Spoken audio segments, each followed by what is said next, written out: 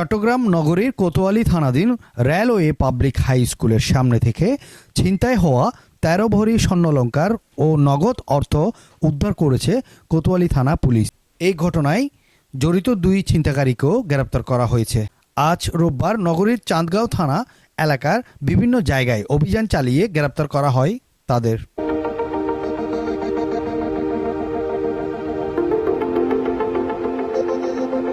Police জানায়, চলতি মাসের ৮ তারিখ সকাল ১০টার দিকে অভিষেক বড়ুয়া নামের এক ব্যক্তি তার কর্মস্থল হাজারীগলির উদ্দেশ্যে যাওয়ার পথে রেলওয়ে পাবলিক হাই স্কুলের বিপরীত পাশে কুলিয়ারচর সিএনজি স্টেশনের সামনে থেকে তার সাথে থাকা ৪টি স্বর্ণের চুড়ি ও ২টি মোবাইল সেট জোরপূর্বক ছিনতাই করে নিয়ে নেয়।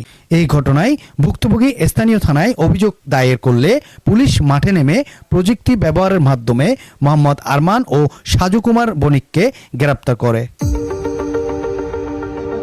স্বর্ণ ছিনতাইয়ের এই ঘটনাটা ঘটে, তো পরবর্তীতে আমরা এর উপর কাজ করতে থাকি, মামলা হয় এবং পরবর্তীতে যে স্বর্ণটা খোয়া গেছে প্রায় ২০০ গ্রাম এবং তার সাথে আরো ২টা মোবাইল ছিল, ওই মোবাইল দুটার দামও ২০,০০০ টাকার মতো ছিল। তো আমরা প্রায় ১৩ ভরি স্বর্ণ উদ্ধার করি এবং ক্যাশ টাকাও আমরা প্রায় ৩,৩০,০০০ টাকার মতো ক্যাশ টাকাও আমরা উদ্ধার করি।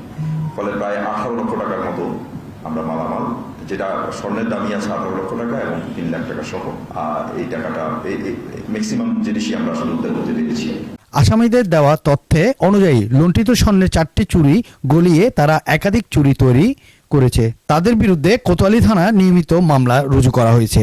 এছাড়াও এদের মধ্যে আসামি মোহাম্মদ আরমান এর বিরুদ্ধে চুরি, ছিনতাই ও মাদক সংক্রান্তে মোট ৬০টি মামলা রয়েছে বলে জানা গেছে।